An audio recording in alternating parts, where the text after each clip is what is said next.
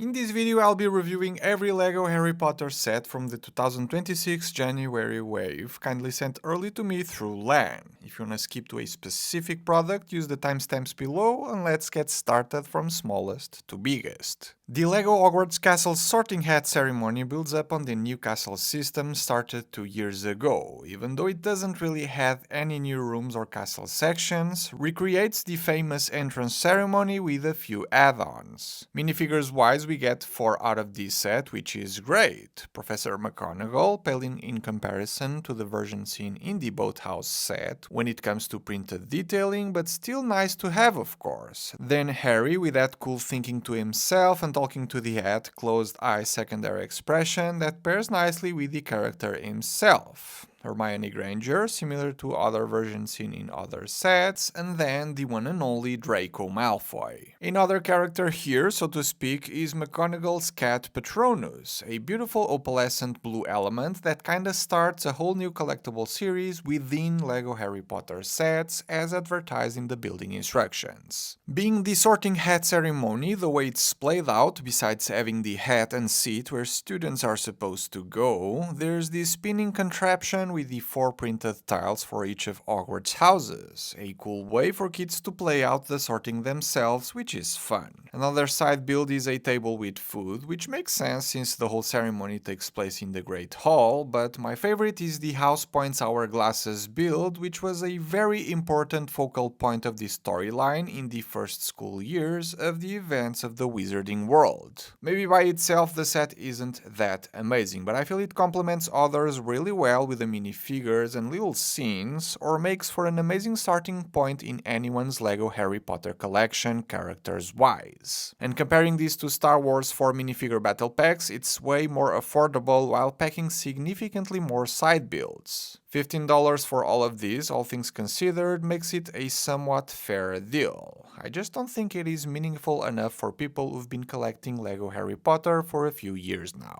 I was never fond of the buildable Harry and Hagrid's motorcycle ride, but the concept has been severely scaled down into the new LEGO Harry Potter Hagrid and Harry's Privet Drive Escape, another battle pack type set with a 4 minifigure and side builds combo deal. 2 are new versions of Death Eater, similar to the one from the Gringotts Bank set, even carrying the same leg element on one of them, but the torsos are different and so are the head elements, both with alternate face prints that will allow you to play around and come up with a few different versions of these. Harry isn't new here, but his version was last seen in 2 sets 6 years ago. Hagrid is kind of exclusive because even though it has been seen exactly like this in a few sets before, his alternate face print with the goggles is definitely new, which kinda ties in very well with Sirius Black's flying motorcycle with the sidecar. The aqua color still throws me off. A medium blue feels like it would be more screen accurate, but it is what it is. This is a new piece for a motorcycle that allows for a sidecar to connect by the base, which is cool. And on the back, the fire booster that shows up when pressing the big blue button is a nice touch. Putting both heroes in the motorcycle isn't the easiest task, but can of course be done. There's a bit of a sidewalk included in the set too, with a lamppost and a plant vase that falls back as if to mimic damage done by a fight between the opposing sides. But if you'd rather just display this instead of playing with it, the Death Eater with the broomstick can be placed in the support as if it were flying after Harry. The only thing really missing here is Hedwig, I feel, as that would pretty much complete the scene, which was something the buildable Harry and Hagrid set did right for once. With modern Death Eater minifigure versions only being included before in an extremely expensive set and another on the very niche Luna Lovegood's house set, I find the inclusion of 2 of them in this relatively affordable product, alongside a minifigure version of Sirius's Spike, to be the main highlights for anyone to get this one. The price of $20 total, a $5 increase when compared to the Sorting Hat Ceremony set, makes it a tough pill to swallow given how both sets have the exact same piece count. You do have the new element here, exclusive prints for the Death Eaters and the big Hagrid figure, which does partially explain why that is the case production cost-wise. The LEGO Harry Potter Cornish Pixie is another of my least favorite kinds of sets the theme does, buildable characters. but given how successful Dobby was back in the day, I guess the team is trying to find the next big hit. The extremely posable character with all sorts of movable body parts, including the opalescent vehicle canopies for wings, looks kinda devilish. I'm just not too sure about the eyes, done like human eyes almost, where they should have been all black like its on-screen version. But maybe that was a bit too scary for kids. The character is mounted on a transparent support to make it look like it's floating in the air, but what I actually like the most about this set is the base of it all. The ink flask at an angle with that effect piece, as if ink was falling out of it, is a neat detail. The wand doesn't really add much to the scene, though I don't mind it, and below it all, Gilderoy Lockhart's Guide to Household Pests book, a relatively small-sized brick-built book when compared to others like the ones from the Philosophers Stone Collector's Edition set that still looks great to me, with a few stickers for decorations on the spine and cover. It would have been great to have the actual character as a minifigure in this set, or even a Cornish Pixie as an extra bonus, but we'll have to settle with just a few bugs hidden inside the build of the book, which is kind of a funny detail considering how this is the topic of the book. This is definitely not for me, but I can see the appeal if you're into collecting these upscaled characters of the wizarding world, and if LEGO keeps doing them year after year, that has to mean there's a market out there for them. The LEGO Harry Potter Cauldron Secret Potions classroom is an interesting one. Not too sure if you all remember the classroom books from a few years ago, so this is a bit of that on steroids size-wise. The Cauldron build is very impressive, and getting some of these shapes made for an interesting building experience, though a bit repetitive at times. The 6x6 rounded tile at the front is actually a beautiful print with the Hogwarts crest. The handles can be moved, and the long spoon to stir the potion too, but if you do it too much, that will make the cauldron split in half, which I'll show in a bit, because I need to highlight a new LEGO color that made into production. These blue-violet shaded pieces look great next to the purple colored elements, and the tile of the new shade was also used on the dripping parts of the potion. Now back to the opening of the cauldron. Using the spoon handle to split the build ever so slightly makes it easier to open the entire thing, which ends up revealing the so-called Secret Potions classroom and the minifigures that come with it. Hermione Granger and Snape, both exceptional, especially the professor with the arm printing details, though none of them are exclusive here and can be found in other LEGO Harry Potter products. This set also includes one of the collectible Patronus, as advertised in the building instructions, Hermione Granger's otter this time around. There's 2 potion making stations on each side of the classroom that can be taken out of the cauldron for you to display them like so. This makes it easier to play with the included minifigures, and that bubbling potion element is always nice to see. Both sides of the cauldron have some details in the back, like a blackboard with a potion schematic, assorted potion ingredients, a jar with lacewing flies, a printed piece by the way, and one of the collectible portraits introduced to us 2 years ago. This is an interesting one. It's not on par with the minifigure-based sets I prefer, but it's exploring and trying new things in a theme that hasn't had any new content made since 2011, when the last movie released, so at the very least, I'd like to praise the LEGO Harry Potter team for their creativity. But again, this is not for me. The other 4 products I haven't talked about yet are a lot more appealing, but showing these to the wife and kids had very nice reactions out of them when compared to the others, so it's always a matter of perspective, I guess. 650 pieces for an IP licensed LEGO set that retails for $60 makes it a solid deal, even more so if you get it at a discount, which isn't that unthinkable to see happening in a few months' time, so if I were you and were really into the Cauldron Secret Potions classroom, I'd wait for a few months and get it when the price drops on Amazon and the likes of it. The LEGO Harry Potter Enchanted Flying Fort Anglia is perhaps as iconic as the Hogwarts Express, and despite there being a pretty much perfect minifigure scaled version of the character, I think it deserves character statues if you ask me, the upscaled version of the vehicle makes for a better display piece if you aren't weirded out by the approach taken to brick build Harry and Ron. So these guys are kinda funny to say the least, lacking feet though, with very stylized face expressions done with the use of stickers. But out of curiosity, I decided to make some shots of how this whole thing would look without those on, so you can better decide for yourself how you'd like to display this in the future. I still think both are weird, but you know, removing them altogether is also an option.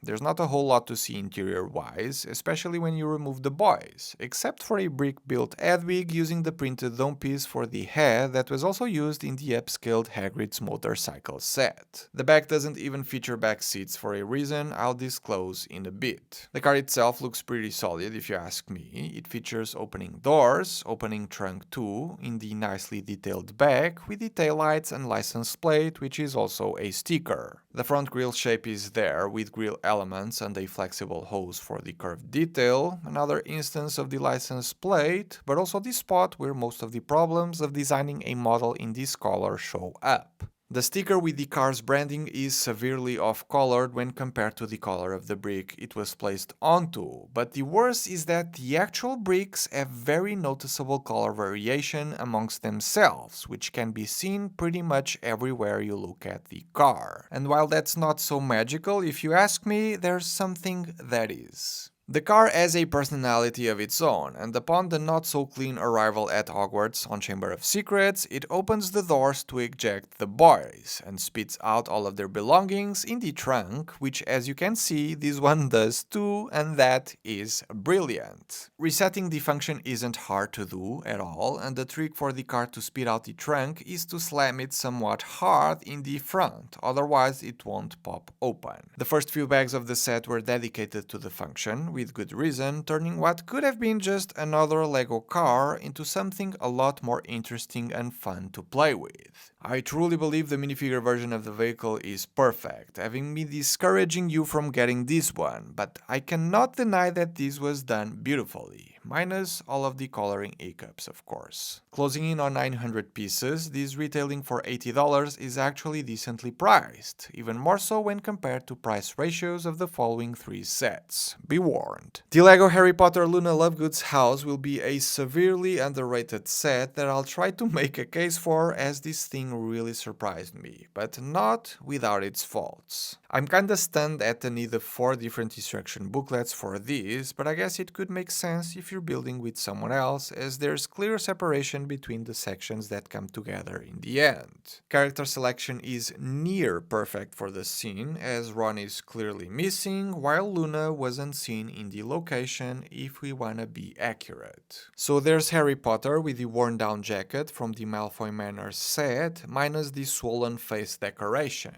And then Hermione and Luna are repeats from that product too. The Death Eater S pieces sourced from the Hagrid and Harry motorcycle battle pack, so in the minifigure department nothing really is new, except for the first Xenophilius Lovegood Lego minifigure ever, if memory serves me right. Nicely done here with this very eccentric outfit, very much in character. Here we can also find another of the collectible Patronus charms, this time around Luna's hair. Now the Lovegood's house is as quirky as the family who lives in it, and at the very least, even if you don't find it that appealing, was a very interesting build to put together, as the different floors go in all sorts of directions. There's Luna's drawings on the walls, stickers by the way, and the dirigible plums and its warning sign can be seen by the entrance door, which has some nice shades of sand green that make the whole thing not look as gloomy. When you turn the build around, we get to see the open back that reveals a very crammed interior, better seen when taking out some of the furniture away, referencing the very awkward tea drinking scene that takes place between the trio of kids and Xenophilius. But here lies the most brilliant and unexpected play function I have ever seen in a Harry Potter set that fans of the wizarding world will go nuts about, as I did. In the movie, the kids go to Xenophilius to learn more about his pendant. Hermione breaks out the tale of the 3 brothers, also included in the set, and starts reading about the Deathly Hallows, an icon showcased here up on the wall when pressing this trigger down here. But it doesn't stop there, as if you push and twist, you'll see drawings of each of the 3 Deathly Hallows: the Invisibility Cloak, the Resurrection Stone, and the Elder Wand, stylized in the same way as shown shown in that piece of animation in the midst of the movie. The way the function was built is kinda nice, where the light brick at the core of the build lights up when pressed, shining on the wall each of the 4 drawings that are printed into these wall elements. Just twisting the knob won't change the story, so to speak, you need to push and twist at the same time, which I found really clever. This could have been just a house like Malfoy Manor was, for instance, but the fact that LEGO went a bit further and decided to play out such an important part of the story in such a way was for me incredible to see. The spiraling staircase on this side leads to the Quibbler workshop, where a printer is ready to churn out the next issue, printed tile by the way, as is the one with the sketch Xenophilius does with the Deathly Hallows symbol. Just don't go touching the Arum Pent horn on the wall. Another set of spiraling stairs leads to Luna's bedroom with her bed, a bunch of stickers for decorations, drawings on a wall, some shelves with her Spectre specs, a drawing of a Thestral, and up on the ceiling one that features her best friends, Harry, Hermione, Ginny, Ron, and Neville. I think people will avoid it because it's a bit different. Definitely not the best looking thing in the world, but there's so much fan service in here, including the awesome function, that I'm sure Harry Potter fans will see it for what it truly is. The main issue is, of course, the pricing. A 764-piece LEGO set that retails for $90 is in line with what I've come to expect from IP licensed LEGO sets such as these, but that doesn't make it any easier to accept. Maybe this review will change that, but I think this product will be severely underrated and do poorly sales-wise, leading to sales and discounts in the near future. Whenever you decide to buy it though, if you're into the wizarding world, you'll definitely enjoy it. The LEGO Harry Potter Hogwarts Castle Hospital Wing is the biggest addition we get to the Hogwarts Castle system, meant to connect with the main tower set, and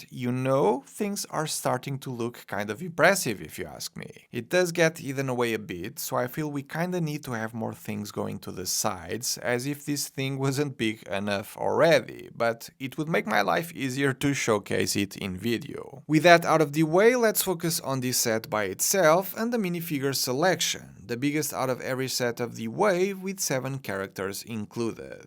Harry and Ron are the usual suspects, done a million times before, and then Hermione does feature an exclusive torso print with the time turner used in Prisoner of Azkaban, slightly different from the one seen in Hagrid's hut. I just don't get the ponytail hair in here, as it feels out of character for these particular scenes of the movie where she's seen dressed like this. There's Penelope Clearwater on the Ravenclaw side of things, as well as the Grey Lady Ghost minifigure, or, spoiler alert, Helena Ravenclaw. Remus Lupin from the teacher's staff clearly places this set on year 3 events. He even has a secondary face print with his incoming werewolf transformation, and finally a Dementor, which you would be inclined to think is the same as before, but it actually has updated torso head prints front and back.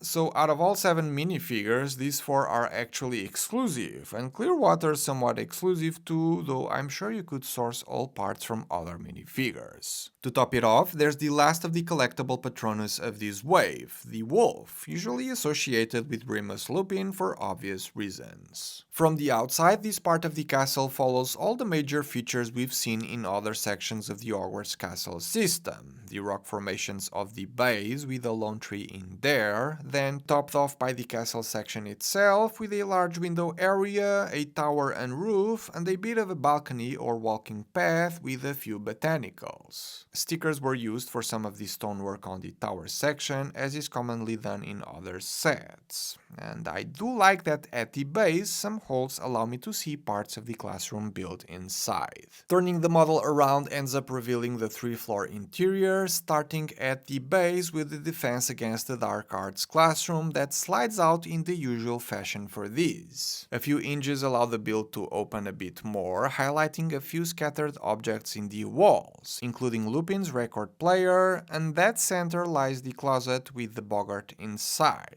You know, the creature that takes shape of your worst fear. And so, a brick-built spider with roller skates was Ron's result at casting Ridiculous against the Boggart, whereas Harry wasn't so lucky as he took the form of a Dementor. The closet's size is meant to fit a Dementor inside, yet the door doesn't quite close with the character there, which kind of annoys me ever so slightly. The actual hospital wing is in the floor above, with two beds side by side and a privacy screen between them, a few potions in the back, and a table here with a bottle of Skelly Grow potion for when Harry's bones went missing at the ends of Professor Lockhart. A cast is here that can be placed in minifigures' hands, and a box of all flavor beans in the bedside table to help with recovery. The last floor is dedicated to Ravenclaw's common room, a cozy room with a fireplace, books, and a couch to read them, topped off by some nice decorations on the ceiling with the banner and stars. Here, two of the collectible portraits can be found, and through the archway another shelving unit with a not-so-secret location for Ravenclaw's lost diadem. I like this one. Its relatively small size gives you a decent amount of castle. The minifigure selection is on point, with the majority of them being exclusives, and the interiors are very spacious and accessible, allowing for a good playtime with it. It may not be as grand or detailed as the other castle sections, but out of the big three the system has to offer so far, this is definitely my favorite. Even more so when looking at its price. At 900 pieces, this retails for that sweet spot of $100, which isn't half bad honestly, especially when compared to the Great Hall or the Main Tower sets that have worse price per piece ratios. Whatever LEGO did differently with this one, I hope they can copy-paste the recipe for upcoming Hogwarts Castle sets. And now for the big finale, here's the 18+ release for this wave of products. The LEGO Harry Potter Philosopher's Stone Collector's Edition looks familiar. The stacked books, the owl on top,